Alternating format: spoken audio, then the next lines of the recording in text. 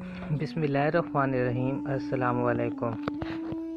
आज आपके लिए शेख सादी की हुकायत लेकर आया हूँ, जो कि एक गरीब और एक अमीर के दरमियान बहस है।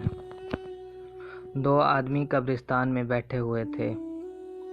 एक अपने दौलतमंद बाप की कब्र पर बैठा रो रहा था, जबकि दूसरा अपने दरवेश बाप की कब्र पर बैठा हुआ फातिहा पढ़ रहा था। अमीरजादे ने दरवेश लड़के को ताना देते हुए कहा कि मेरे बाप की कब्र का संदूकचा तो इंतहाई खूबसूरत और पत्थर का बना हुआ है, और उसका कुतबा रंगीन उर्दू फाश संगे मरमर का है, और फिरोजे की ईंट उस पर जड़ी हुई है।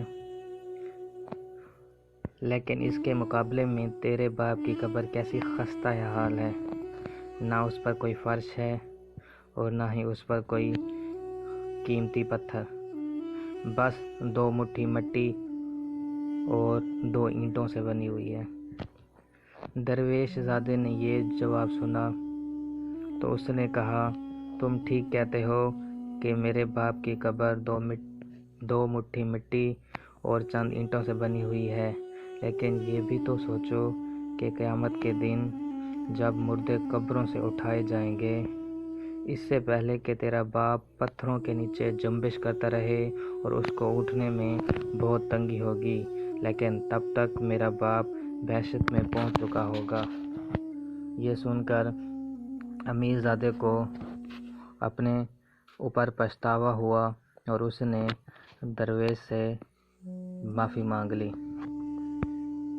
अगर आप मेरे चैनल पर नए हैं तो प्लीज़ मेरे चैनल को सब्सक्राइब करें और बेल आइकन को ज़रूर दबाएं, ताकि मेरी आने वाली वीडियो का नोटिफिकेशन आपको मिलता रहे। शुक्रिया।